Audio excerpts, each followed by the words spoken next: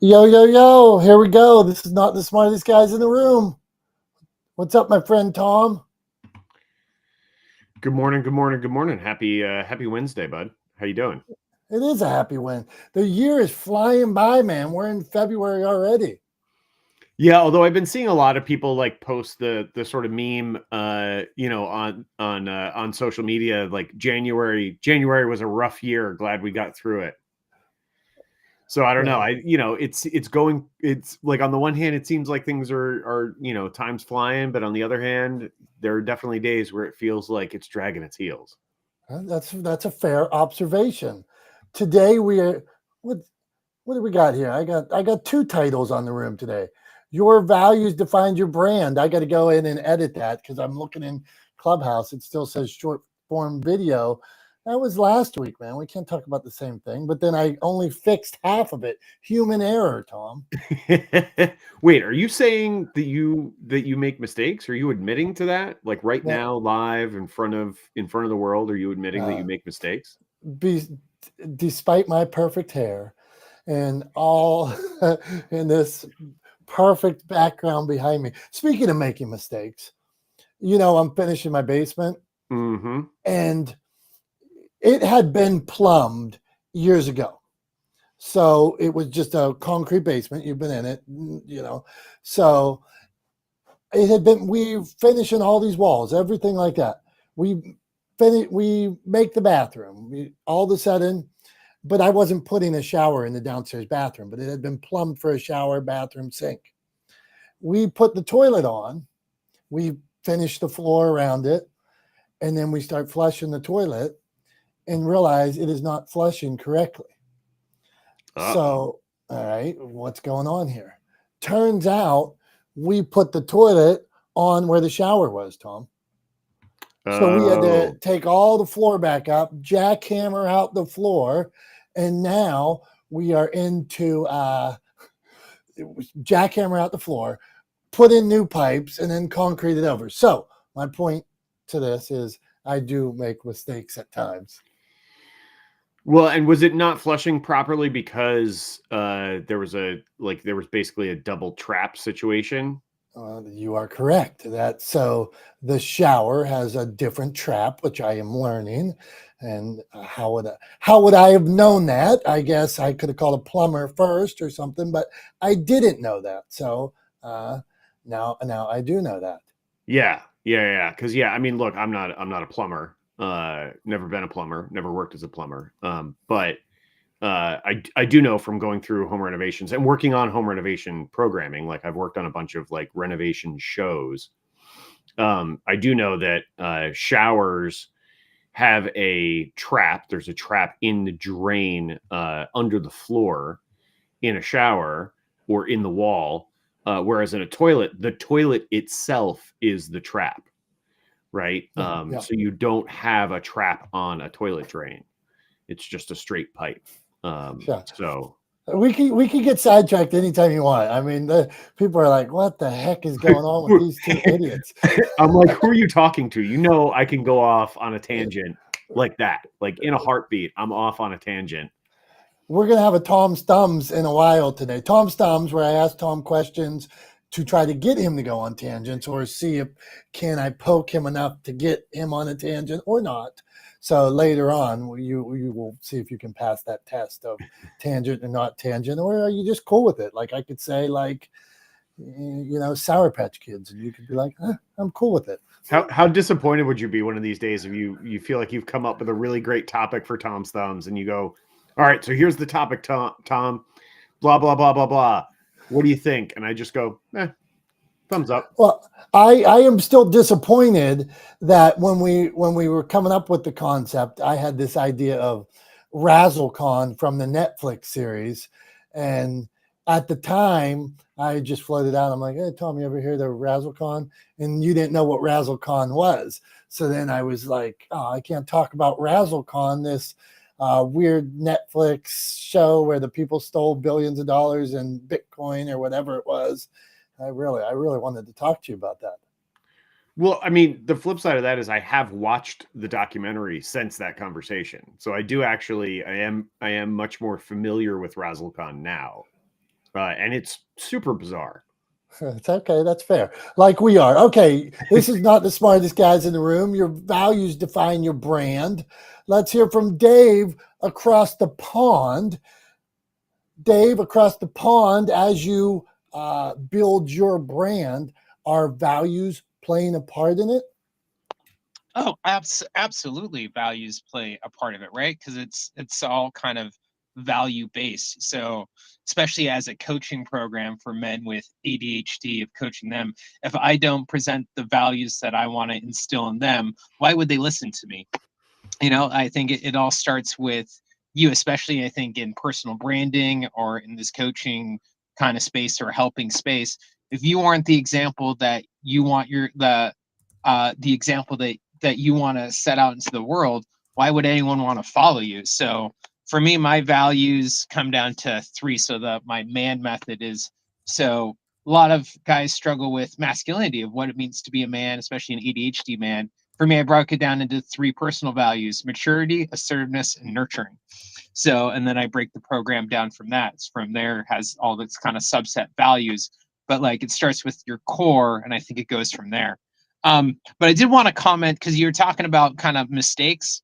And I realized I made a mistake earlier this week. I do volunteer work, social media volunteer work for a local toddler group, and the meetings, the classes are always on a Thursday, but for some reason I had put in Wednesday for the next couple of classes when I was doing my scheduling for it. And I actually had a few people show up this morning thinking even though I put the date correctly, but I just put the word wrong for some weird reason. And so I wanted to share my silly mistake. Not as bad as a trap, not knowing about traps and such and having to tear up a basement, but I wanted to share on that part too. Appreciate that. Thanks, Dave. And thanks for being here. Yeah, I think that's great. I mean, look, I 100% agree with you. I think values, obviously, based on the title of the room and what we're talking about today, I think values do define a brand, and that brands should put their values out in front for everyone to see, for everyone to know and understand, and also so that their sort of audience or their community can hold them accountable to those values, right? I think we should all be held accountable to our values, and if we fall short of living up to our values, if we make a mistake, which we all do, on a semi-regular basis, I can say for myself, right?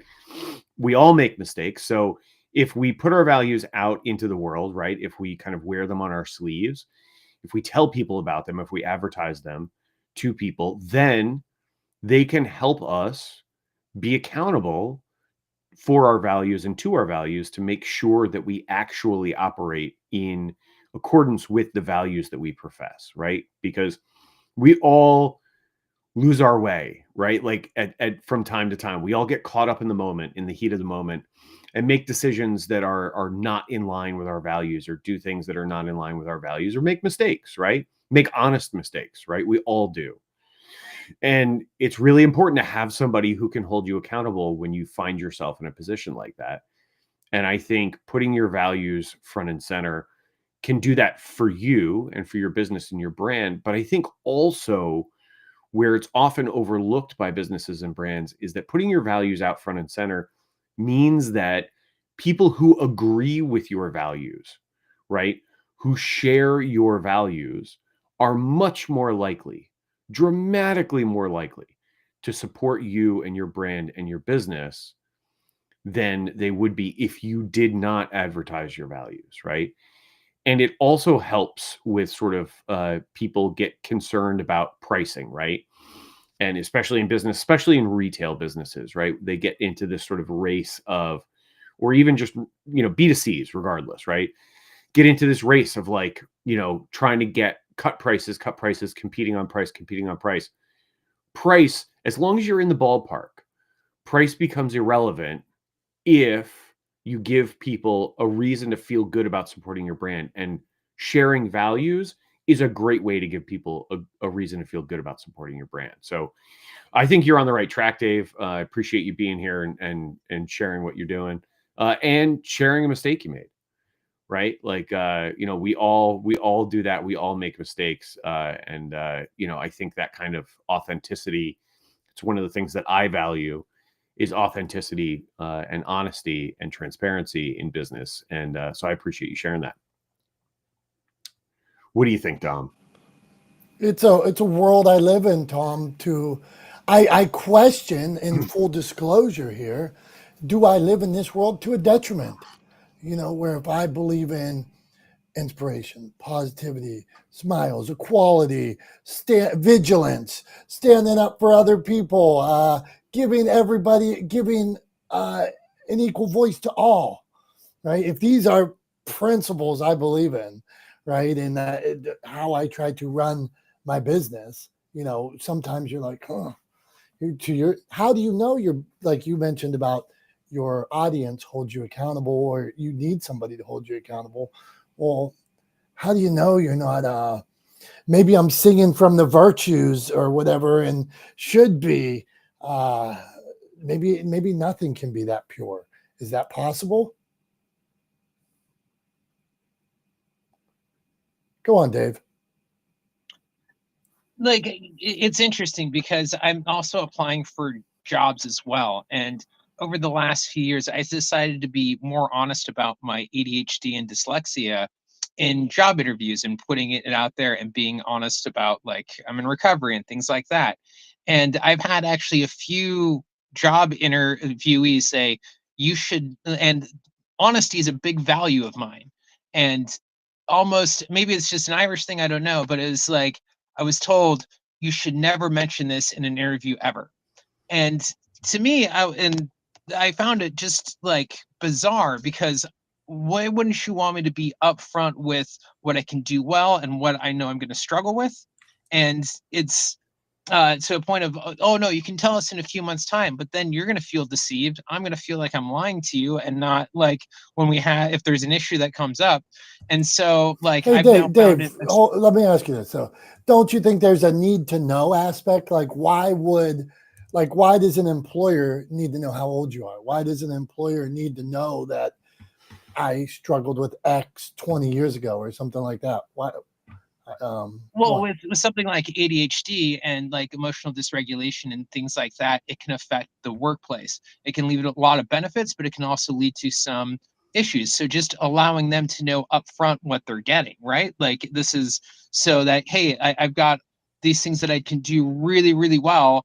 But when it comes down to kind of the paperwork, this is something I'm going to need extra time on.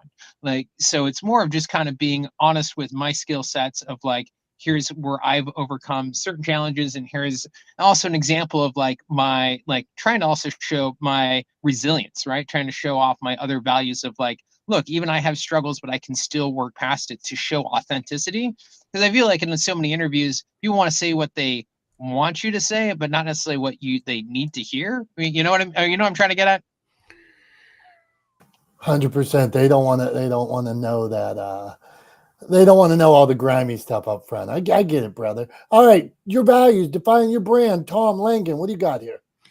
Yeah, I mean, I think, to Dave's point there too, Dom, I would tend to agree. I think in the context of, being honest in an interview about your strengths and weaknesses, which we all have, right? Whether or not those strengths or weaknesses, come with a sort of an official diagnosis, or whatever the case may be, right? Everybody has strengths and weaknesses. Everybody's better at some things than they are at other things, right?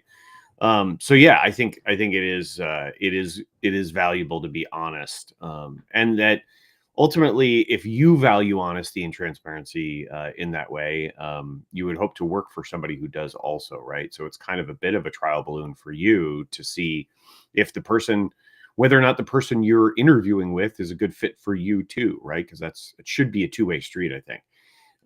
So yeah, good point there, Dave.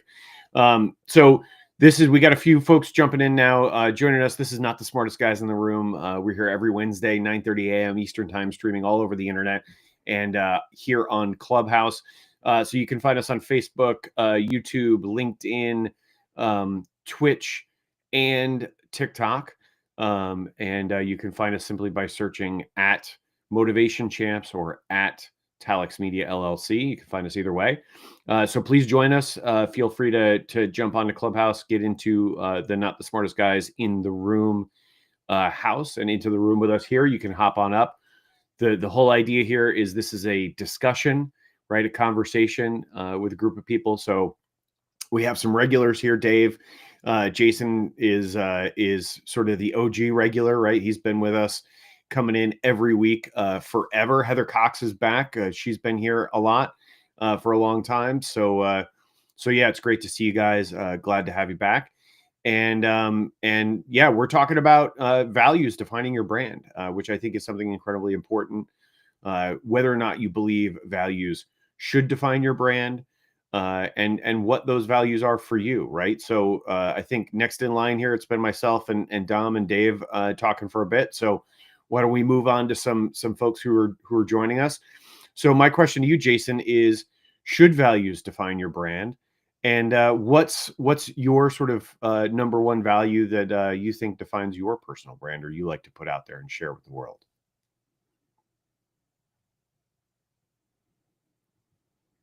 Jason. He could be driving. He could be driving. Oh yeah, he could be driving. He could be driving. Oh, and sorry, sorry, there he guys. is. Yeah, sorry, I was muted. I was talking before I even looked up. All good. My biggest thing about my brand is relatability. You can talk about authenticity all you want, blue in the face. Nobody knows you. Nobody cares until it is something that they engage with an intersection. So to me, brand identity, brand relatability is all about how we engage in where we're intersections at. That's the number one thing. If I don't intersect with somebody or a group of people or a thing, then what am I doing? I mean, you can, like I said, you can be authentic all you want, but in an age where people have a lot of skeptical points of view, proof is in the pudding, is important, but the brand represents relationships of relatability. You can't get away with that. And something that just caught my ear when I was listening to you guys talk about, you gave the rundown. If you two are, let's say you're the presidents of Not the Smartest Guy, that is a brand in itself. If you go and tell people to go to Talex and Motivation Champs, which those are your personal brands, but this is a what do you call it? A compilation or an accommodation to each other, then the brand really is Not the Smartest Guys. And Not the Smartest Guys is where you guys intersect. Your relationship and your friendship bring topics every single week that people can relate to, and that's up to them. And where you lead everybody else, if you tell people, you can go find us here, but not where the core essential identity of Not the Smartest Guys, that could be brand confusion. But if you make it relatable, like we come from different spectrums. Tom comes from the video perspective and photography and cinema and TV and so forth, and in the professional.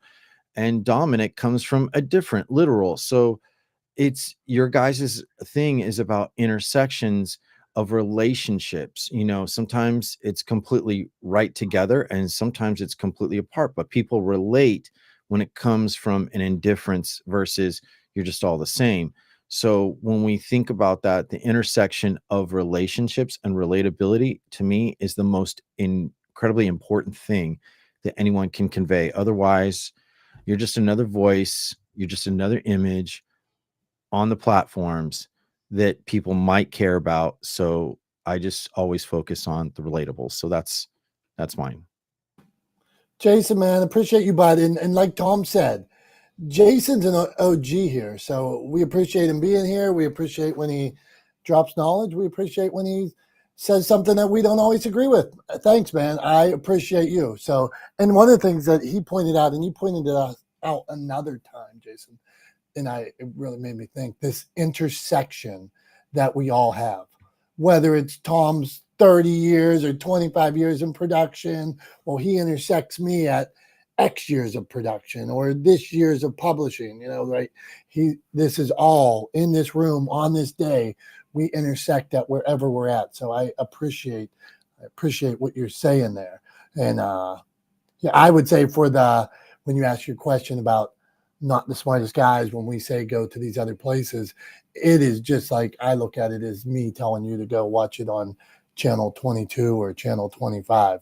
Pick whichever one you like, and that is why it's done like that. Okay, not the smartest guys in the room. Your values define your brand, but you are not wrong either, Jason. I'm just telling you why we do it the way we do it. Okay, Billy, Brian, Pete, what's up? Mike, how you doing? Mike's got this picture here. So if you're not on, so when you stream, sometimes, Tom, I see the phone on the side. It shows what we're looking at. So Mike down here has this picture, and it almost looks like it's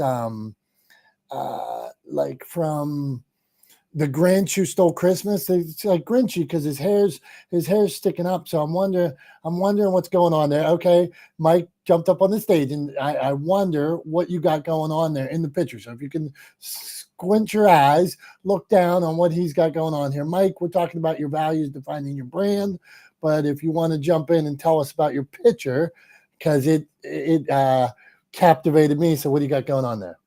Yeah, sure. Thanks, man. So the picture, it's got the pink ticket there, so it blocks the bottom, but it's like a crescent moon hairstyle, actually. And the picture is actually from 1920-ish. And apparently that was an actual hairstyle that people wore for a short time in the 1918, 1919 range.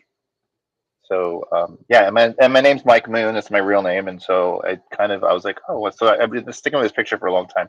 I'm trying to develop a brand using that picture on Clubhouse, rather than putting myself. I used to use my face all the time, but I just decided to do this because, frankly, I go between different rooms in Clubhouse. I spend a lot of time in rooms sometimes where it's mostly all black people, honestly, and I'm not even allowed to sit on stage sometimes. I'm certainly not included in the conversation if I show my smiley white face. So this makes me kind of generically ambiguous race-wise until I talk, and then they can make their own assumptions. But gives me a fighting opportunity to have my opinion considered in rooms where I might otherwise be judged for my PTR.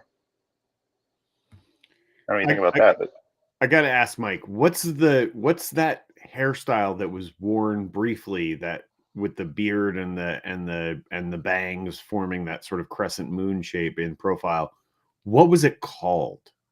Oh, I don't know that. I don't know that. I just know this picture is vintage, and I had to actually Google it to figure out where it came from. Oh man, now I want to know. So you're gonna have to come back, Mike, and you're gonna have to let us know what that hairstyle is called, because I will.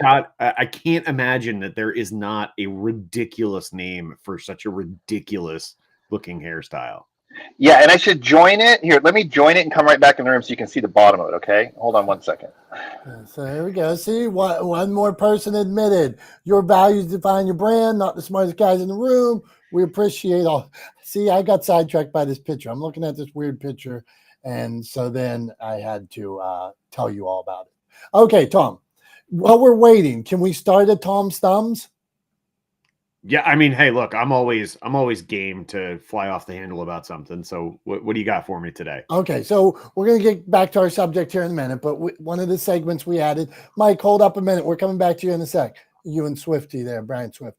Okay, so one of the segments we added, I'll bring up something from pop culture, or a subject, and just get Tom's thoughts. He could say it's cool. He could say it's terrible. He could go on some long rant that we all get annoyed about, whatever that is. We're open to what comes. Okay, so today, Tom, I'm going to ask you about, what do you think about, you have a young daughter. What do you think about the young teenagers under 22 wearing sweatpants and slippers everywhere they go? How do you feel about this fashion sense? Oh man, I don't. You kind of painted me into a corner here, because I don't think there's a world where I don't come off sounding like a curmudgeonly old man. So I wanted to say, when I asked you this, I was thinking about a lot of these going on Reels and TikToks. So how this guy, I want to see if we can get you some hate. So go on. What do you think about people wearing slippers and sweatpants? Yeah, I mean, so I don't have a problem with being casually dressed, right? I think the reason that I would object in any way, shape, or form to people wearing sweatpants and slippers out in public, or as part of their sort of attire for the day, is you're not wearing you're not wearing clothing that is designed for where you're wearing it, right? And I'm all for like sort of pushing boundaries. Like I go to professional networking events, right? And I always have my hat on, right? I'm often the only guy, the only business owner, right? I actually own multiple businesses, right? I'm the only business owner in the room, the only entrepreneur who's walking around with a flat bill hat looking like he just stepped off his skateboard that he rode to the event, right? Like in jeans or like a button down shirt. I often I dress up a little bit more than like a hoodie or whatever, but I'm not like, I don't wear like a tucked in shirt. Like I'm not like putting on a blazer, right? Because that would be not authentic to who I am. But like I always have the hat on. The hat is a staple. In fact, it's part of like how people recognize me. It's become like part of my brand essentially. So I'm not against sort of dressing casually or expressing yourself through style, but I do it very intentionally. And I always do my best to look put together, right? To present well.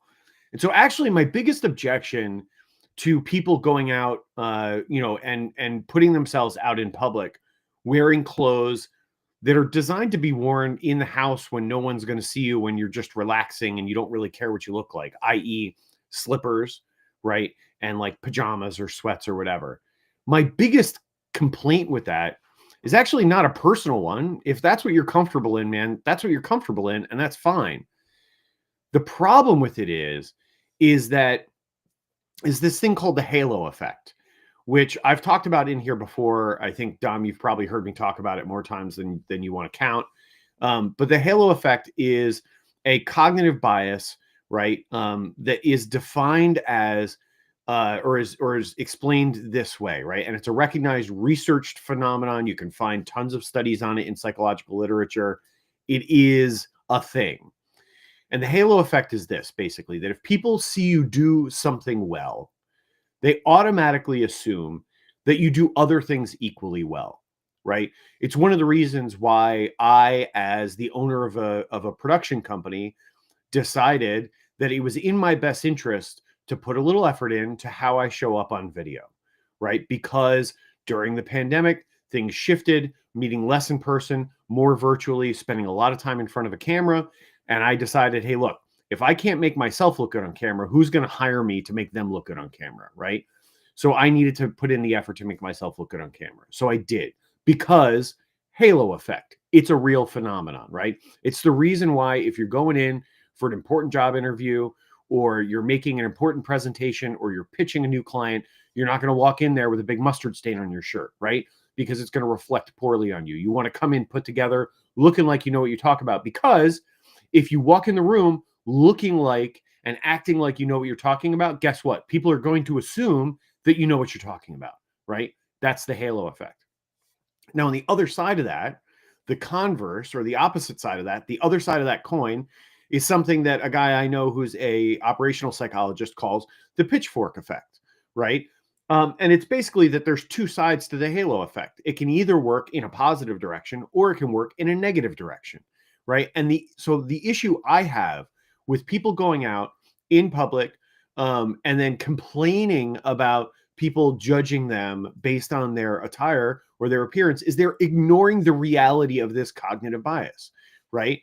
And the reality is that if somebody sees you looking like you don't care, right? Looking like you're unconcerned about your appearance, right? Looking like you have not put thought or effort into putting your best foot forward, guess what?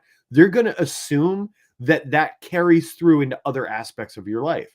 They're going to assume that you put the same amount or the same lack of care into everything that you do. And therefore, they're going to be less likely to give you opportunities, right? To give you the benefit of the doubt. And so the reality is, look, if you want to go out wearing sweatpants and slippers, that's fine, right? But don't shoot yourself in the foot and then complain to me that your foot hurts. I don't want to hear it, right? Like, don't cut off your nose to spite your face and then be upset that you don't have a nose, right? Like, you can't do the damage to yourself and then complain about the damage that's been done to you, right? You did it. You're in control. You're in the driver's seat. You can choose what to wear and how to put your best foot forward. And so if you know about the halo effect and you understand it, then you understand that it behooves you to put a little effort into how you present yourself to the world, because, like it or not, whether you agree with it or not, whether you think it's reasonable or not, you will be judged on how you present yourself, right? People will make snap judgments, right? It is part of our cognitive bias.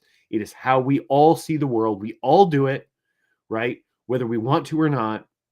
So I guess my answer is, if you want to present yourself as, I mean, I don't know. Like, I don't know what the goal is for like people going out or people dressing like that. But here it is, right? I'll sum it up this way.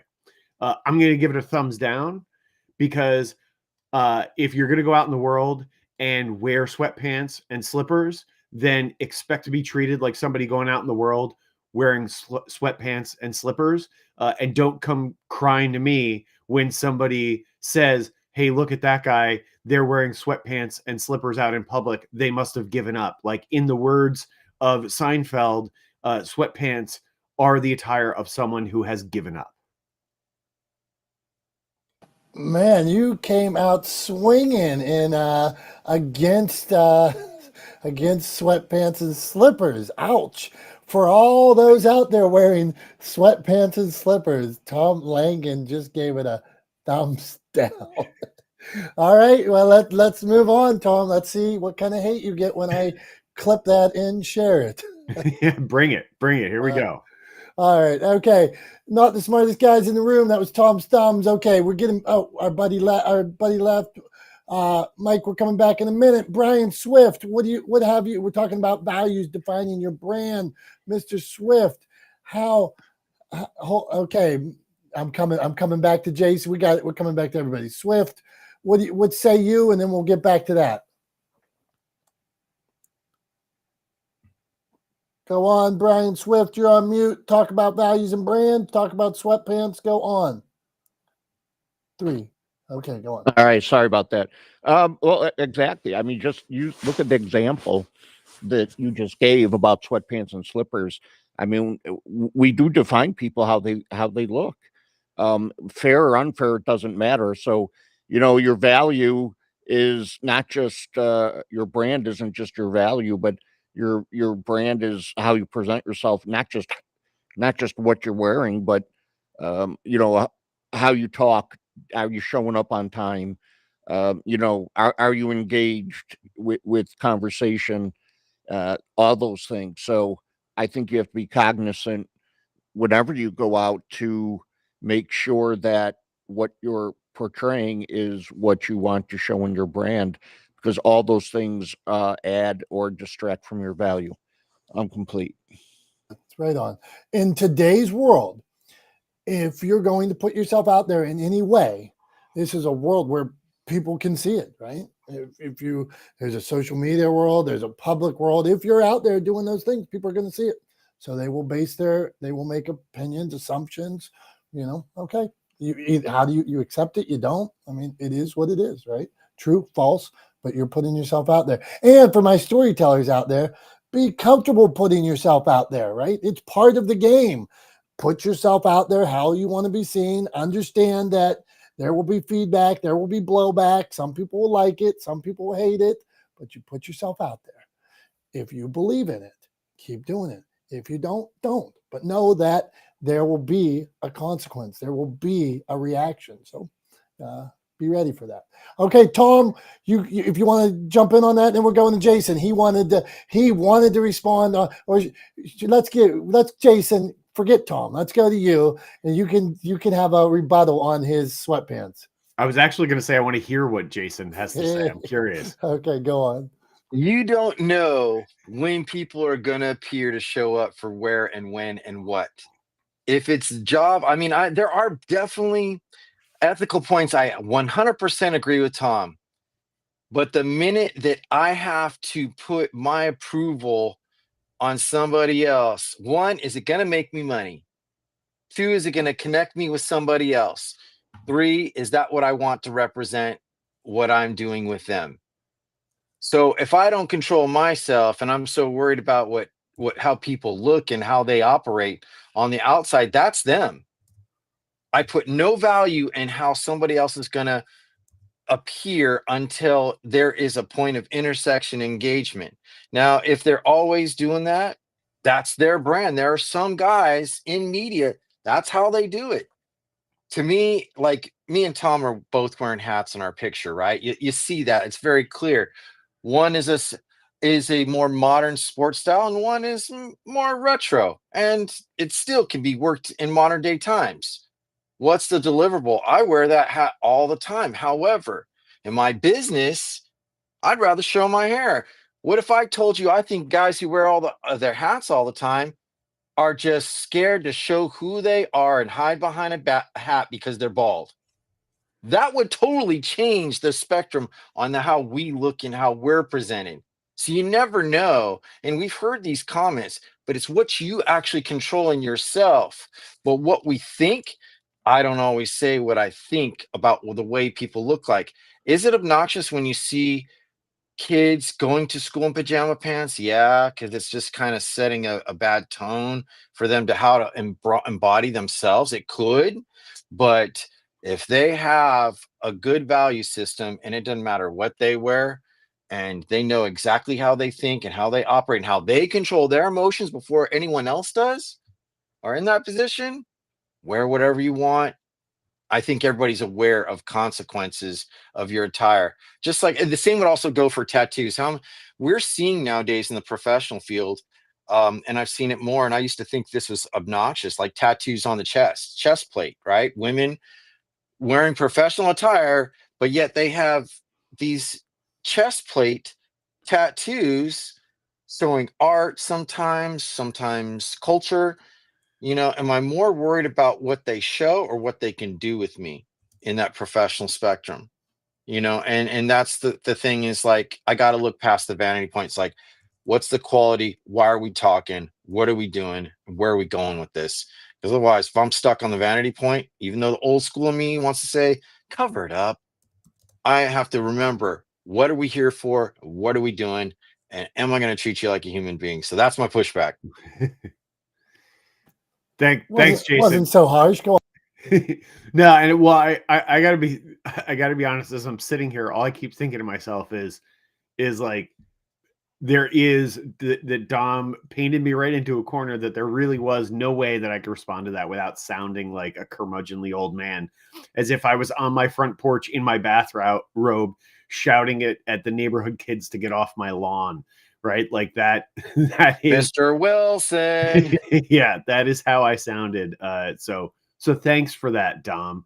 Yeah, but yeah. Anyway, I think Now you get the game. That's the segment. So although you could answer, but sometimes it's a setup. I don't think you could have not alienated a whole population. I mean, I got to be honest about what I think. Like, look, at the end of the day, there are going to be people who turn around and say, I don't really care. I'm going to keep doing it. And to them, I say, cool, like, do you, right? I'm not sitting here saying that that people shouldn't dress the way they feel comfortable. They absolutely should dress the way they feel comfortable.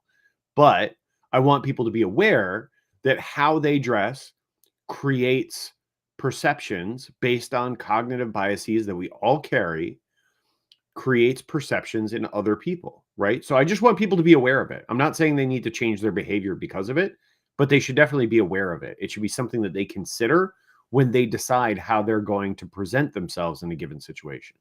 That's fair, Tom. All right. Brandon says, we're back to values. He says, I think today more than ever, we're coming, Billy.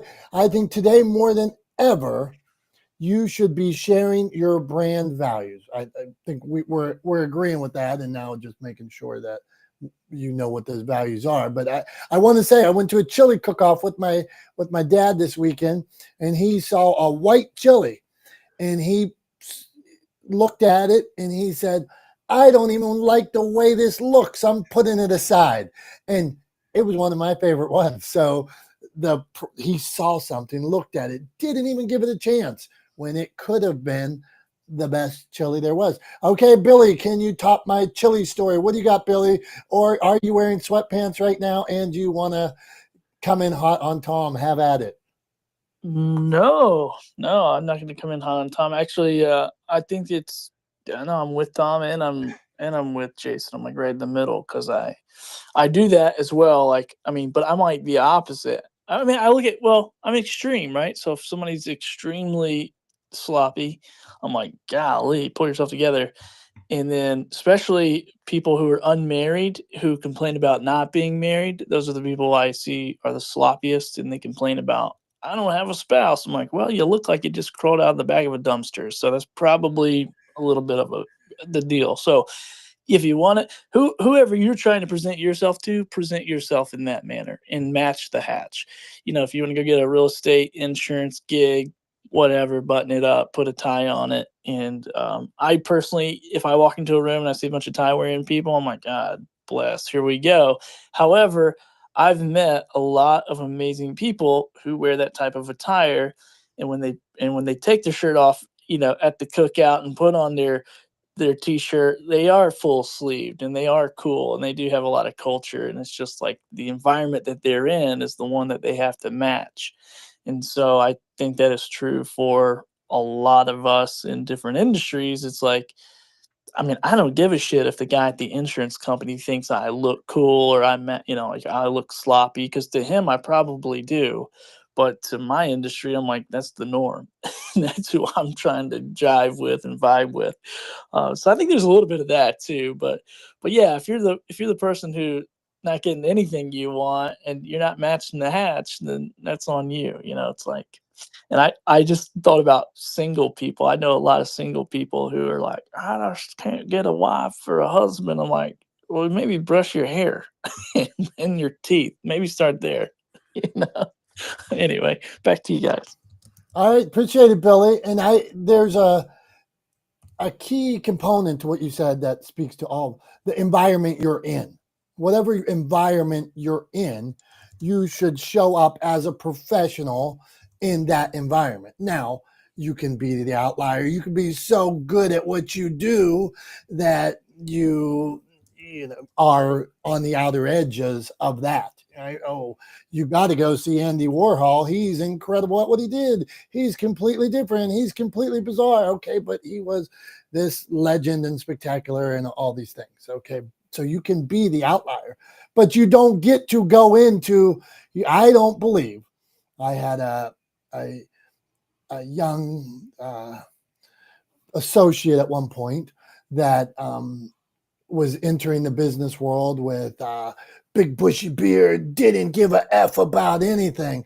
I don't think coming into the business world, you get to start out not giving a F about anything. Later on, once you earn the right to not give a F, once you earn the right to say, I can pass up these clients, I can do things my own way, I have this reputation, I have this resume, okay. But coming in, you have not earned the right to be the outlier. You have not earned the right to take a dump on how things have been done. Sometimes they say, read the rules, know the rules, understand the rules, break the rules. But you have to know how the game's played before you are allowed to break the rules. So that is my morphing off on your values, defining your brand. This is not the smartest guys in the room. Come on up and speak. We had Brandon comment. My buddy Dave down there, he's got 7 podcasts and he's about to have a 500th episode of one coming out soon. Come on. Joe Black, if you want to come up and talk about values, come on up. It's almost show and tell time. But before that, Tom, what do you got?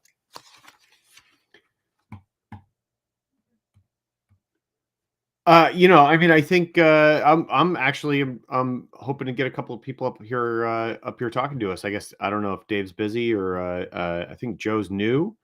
But I don't know if I'm missing something there, but maybe Joe's new. I'd love to see a couple of people come up on stage and hear what they have to say about values. But Okay, so let's see. Anybody? Oh, she's raising her hand. So this is always an open forum here, where I consider it a safe place too, where nobody's going to come and say, "Oh, your opinion," like Jason said earlier. It's an intersection, so it's an intersection of conversation. You're coming from somewhere different. This person's coming from somewhere different, and then we just talk about it. So, Mary Jo, today we're talking about values defining your brand. She's up on stage. And Dave, Brandon, Pete, if you want to come up, say hi, come on up. If you don't, listen. If you're on LinkedIn or anything like that where we're streaming, say hi, ask a question. We're here every week. We appreciate you. So I'm going to read, since I have not met Joe before. Let's see. I am the owner of an agency, civil servant, owner of an ad agency. Okay. What do you got for us, Joe? How are you today? I'm grand. I hesitated because it said guy, so I'm not a guy. But I was a former owner of an ad agency, a former TSSCI civil servant in cryptology. So I listen. I'm a linguistic specialist, even though I have a lisp. But I welcome conversing. Thank you for letting me up. We appreciate you being here, and that's interesting. And at this point, usually it's like there's been mixed company all throughout the show today, but in the room right now, even though we have some comments on LinkedIn from females, Joe, you are the only one female in the room, and that's interesting because even though I've never thought that, Tom, about the title that somebody could perceive that it is a male-only room. Interesting. What's your thoughts? yeah, I mean, I think obviously we Joe, for the record, we use that term guys in the gender neutral way. So in the same way that I would refer to a group of people who identify as different genders as guys, generally, that's how it's intended. And yeah, to your point, Dom. I hadn't really noticed, but oddly, it was. Usually there are several women up on stage with us and several women who come into the room regularly. Heather was up on stage. I don't know what happened to her. She was telling us on LinkedIn that she's back on Clubhouse, and then she came in and she got up on stage and then she had to leave. So I don't know if she got pulled away for work or something like that. It happens. She might have had a client call or something like that, which pops up for sure. But yeah, no, we welcome everybody here. We're always glad to have folks here. And, the whole idea, the intention behind the name of the space is that we want to surround ourselves with really brilliant, smart people who have a lot to contribute and things to say and can help us with carrying on these kinds of conversations. So I would go back to you, Joe. Now that you're up here on stage, we're going to ask you to actively participate in the conversation, and I would love to hear your thoughts on the role that values play in defining a brand. Well, it's incredibly important because it defines whether it's a success or not. Excuse my mouth sometimes. I have a lisp, but I work around it. And I felt safe coming in the room, to be honest, because Jason has been in many rooms that I've been in, and he's cordial. So I assumed everyone else would be cordial. I value honesty and loyalty, and I really lean in on trust. I don't know. It's a girl thing, maybe.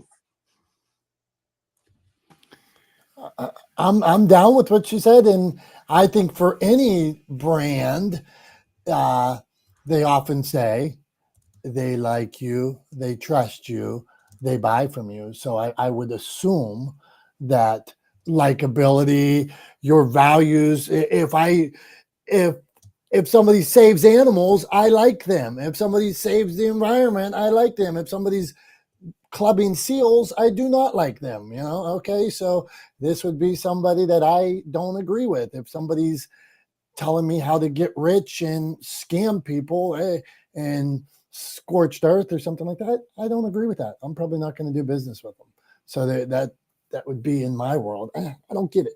I'm not like that. I don't like how they treat women. I don't like how they treat their kids. I don't like how they treat all these things. That might be something that made me not do business with somebody else. Hey, let's go back around here quick. So, Billy, quick thought, values defining your brand before we get to show and tell and the wrap up. What do you got, man? Any like, is there I'm not doing business with this person because of this, or I'm looking to do business with this person and hang around the person because they do X or Y? What do you got, man? Man, I think this is an interesting question, and I see this a lot in people kind of boycotting corporate companies and saying we're not going to do business with these people because they support X, Y, and Z. And I just always think, like, man, that is a very tall task to fulfill if I'm going to vet every single person that I do business with, either transactionally as a consumer or B2B, and dig that far down to find out if every thought that we have is congruent with each other and we agree on everything to be able to do a transaction. So I'm not really picky. I mean, obviously, if it's within my industry, my skill set, if I can provide a service or someone else, and I pretty much I don't take everyone at their word. Obviously, I'm going to go look at Google reviews. I'm going to go, get if I need to, if it's that big of a project, I'm doing my due diligence.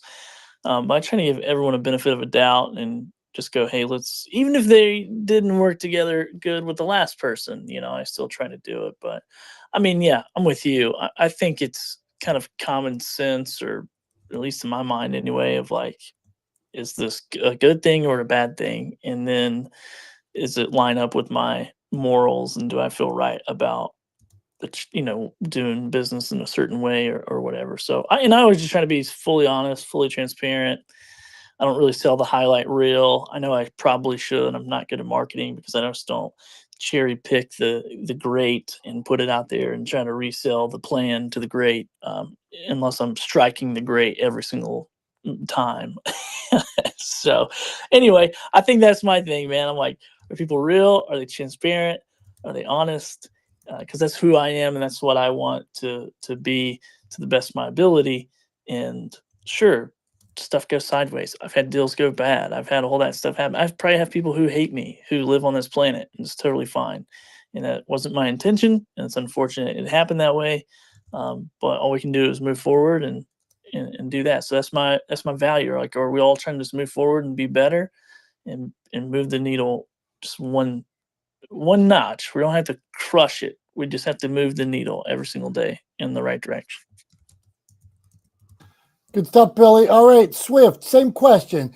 Is there are you moving towards a brand or away from a brand because of values? Have you found yourself recently doing either? So you don't have to name the brand, but just, hey, I like what they're doing, or no way am I supporting them. Yeah, and I think some of that changes at where you're at in life.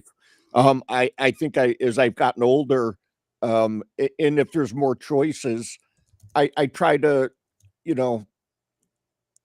I think we all tend to do business with people that are very similar. But like Billy said, I mean, you can't vet every thought and every process. I have friends that are on the other spectrum politically, but they're good friends because I value them outside of their maybe political thought process, because ultimately we are very similar in the way we think, the way we raise our kids, the way we treat each other. So I think you have to look a little deeper than one indice of a company, of a person. I think whatever your boundaries are, your unacceptables, we all have them. I think you have to be be fair to yourself and be authentic to yourself when choosing or pushing away who you do business with. I'm complete. Thanks, Swifty. I just want to, I'm going to go on the soapbox here. I'm coming, Jay. It's a shame that an affiliation to party in a country where we only have 2 major ones, 3, 4 major ones, like somebody's making you putting you in this box and then saying, here's where you stand based on that. So very strange. All right, Jason, what do you got for us? For or against the company? We're moving quicker here. So for or against. I'm gonna recently. make mine real quick, like so quick. So that you just presented an interesting aspect. So say like when you talked about me and introed me in, I've been a regular and OG, right? And over the time since I've been a part of Not the Smartest Guys, I've also became a part of the brand, though I'm not officially a member of your brand. But when you have regular people that add the contribution of your conversations, this visibility of relatability, it makes a big deal. So the people that come on and make these conversations are a part of your brand overall, and however they look or however they talk, it's variety. And you know what, people get behind brands of relatability, of variety, and not just like, oh, this just one way, because like you said, the political thing could be a catalyst to basically separate you from what you do. I don't tell people my politics, but you know what I did get famous for recently? I just made myself relatable to a whole lot of people with the protests, and they listened to the perspective, and I accepted everyone. So I had more people on both sides of the aisle in my brand for Sound Off Tune In. So it's something you never realize. How can you make it an open table for people to come, sit, and leave and not take offense to it? So I think that's a very aspect. Not the Smartest Guys is always a great open table to be a part of. That's my pitch and hook. Thanks, Jason. Appreciate that, and appreciate you being here every week, being a part of the conversation, being a part of this space for as long as you have been. In particular, you Brian's been here forever. Billy has been coming in here regularly for a long time. Dave has been in and out over the years. So really appreciate all you guys, and welcome to the new folks. Welcome to Joe and everybody else that's joining us for the first time. So really quickly, we're getting close to the hour here. We're going to try to be consistent in keeping things to an hour. We're going to run probably a minute or two over today, if I'm being honest about myself and how long I tend to talk. But first, before we get to the wrap up, before we close out the room, Dom has a little something to show and tell us about. Tom, first, we have too many good segments going on. We appreciate all you and all the contributions. We just keep it going. Okay. We were talking about values defining your brand today. So I am going to show a book. As a publisher, I don't always show books. So this is Izzy the Inchworm, First Day of School. This is the first book that Motivation Champs ever published. Vicky Hagee is a great soul. She's one of the kindest people I know. When we first started publishing Izzy the Inchworm, we had a different artist at the time. The artist, it was not the artist who made this beautiful work. It was a different artist who's just wasn't, their principles were not really agreeing with Vicky. They weren't doing a great job. On my first project as Motivation Champs, I had to get rid of the artist. It wasn't going to work. And you just saw that, no, I can't, this artist can't deliver on what Vicky needs. So at the time, my first project, I was basically insolvent and out of business because halfway through I had to decide to pay a different artist. So any money we were going to make on the project was gone because, well, the right thing to do was find an artist that spoke to Vicky and could deliver. So Izzy's first day, Cody Sims drew it. He did a great job. He does a lot of work for me years later, but it was that commitment to the value that we were going to deliver, that we were going to make her happy, that she deserved it. We were going to be vigilant and fight for her.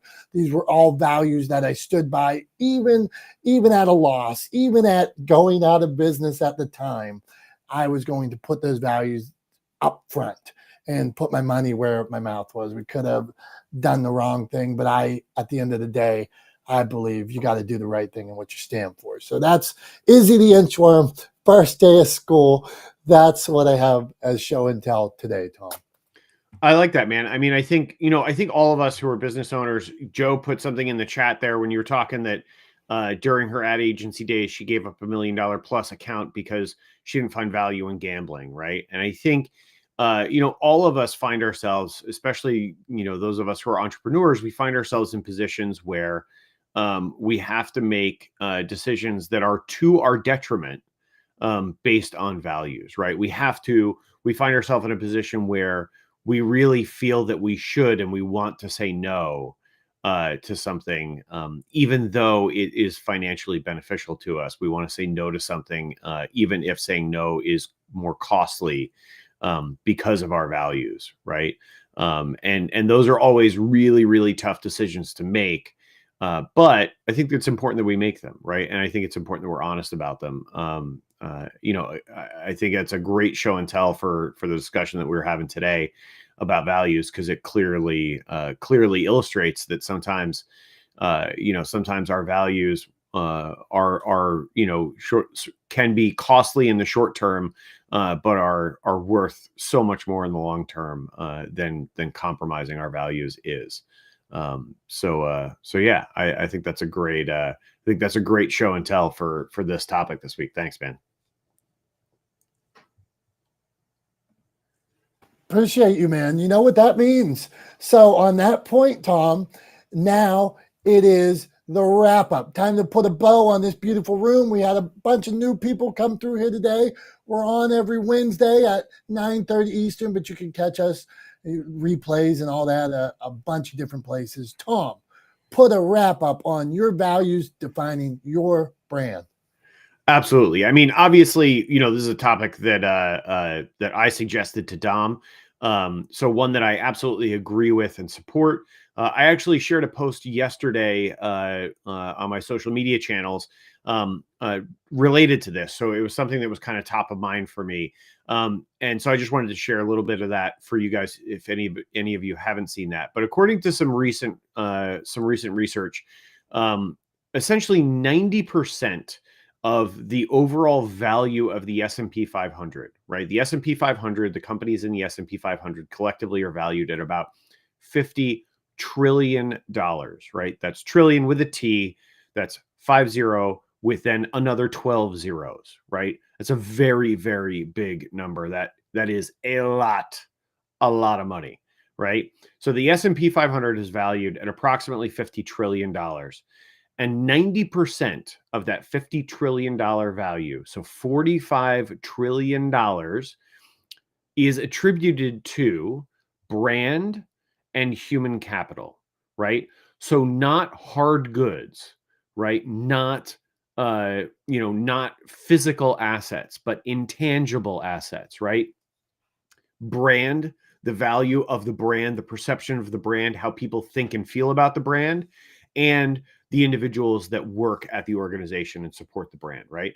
So values, right, if they define your brand, play an incredibly important, and I would argue crucial role in determining whether or not your brand is successful, right? Whether or not your brand is successful, not just initially, but in the long term, right? So selecting values and then adhering to those values over the long term is incredibly important to building a sustainable business and brand over time, right? And so I just want to, in the interests of doing what I talked about earlier and sharing brand values, and using that as a way to ask our communities to hold us accountable to our brand values, if should we ever sort of lose the path, right, or be enticed away. I'm going to share some of my brand values right now. So here we go. My brand values for myself, for my brand, for Talex Media, right? The values are as follows: to lead with value, right? To give without expectation, to always give more than I take, right? That is one of my core values. Another one is to be authentic in everything that I do, right? Being relentlessly authentic is incredibly important to building trust with your audience and with your community. And so it's something that I try to focus on, right? I communicate through stories because everybody loves a good story. And I think it's important to meet people where they are and communicate with people on a human interpersonal level that makes sense and feels good, right? So I communicate with stories a lot. And then finally, consistency is really important. And I think it is crucial to building trust. So I try to be consistent in my messaging, in the way that I present myself in Talex Media, in the work that we do, the quality of it. I try to be consistent across all these things. And then actually, finally, I always try to put the needs of my audience ahead of my own, right? Because my goal, my overarching goal is to help, right? Is to be one of those helpers, right? That Mr. Rogers famously talked about, right? To look for the helpers. I want to be one of those helpers that people look for. And if my goal is to help people, I have to put their needs ahead of my own, right? Primarily, right? It's not to say I ignore my own needs, because I don't, right? But I try to put my audience's needs, my community's needs, and their wants ahead of mine, right? Those are my brand values. So I would say all of us, I think, should go through this exercise, talk about your brand values, put them out in the world, share them with people so that your community can hold you accountable. It will, over time, prove incredibly valuable to you, to your business, to your brand, and will help you build value over time. So that's all I got for this week. I know we ran a little bit over. Appreciate everybody sticking around for the long haul. We're only about 7 minutes over, so it's not that bad. Not like we used to do. We used to go for like 2 hours. So we're trying to keep it a little bit more concise. But appreciate everybody being here. Thank you for being a part of the discussion. You guys are the reason why we do this every week. You guys make us not the smartest guys in the room. So for Dom, I'm Tom. Thank you for being here yet again, and not the smartest guys in the room. We will see you next Wednesday at 9:30 a.m. Eastern time, right here in Not the Smartest Guys in the Room, broadcasting all over the internet and on Clubhouse. Thank you once again. Have a great rest of your week. Have a great weekend. We'll see you soon. Take care. Bye-bye now.